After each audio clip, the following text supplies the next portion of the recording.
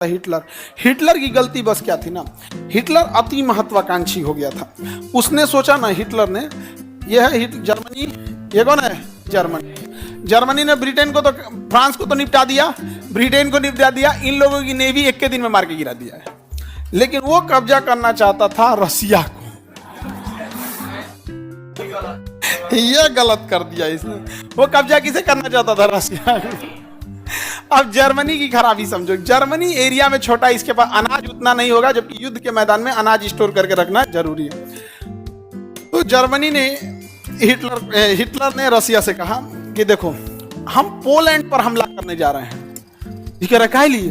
कहा कि सुनना पूरा बतिया, हम पोलैंड तुमको गिफ्ट दे देंगे। कहा कि बहुत बढ़िया। कहा कि देखो, तुम्हारे पास जनसंख्या है नहीं और इतना बड़ा एरिया है, अनाज का बड़ा भंडार है, बदले में तुम हमें अनाज दे देना। जर्मनी ने 10 साल तक का अनाज भर लिया। किससे लेके? और जर्मनी ने वादा के हिसाब से पोलैंड पर आक्रमण भी किया और गिफ्ट में रसिया को दे भी दिया।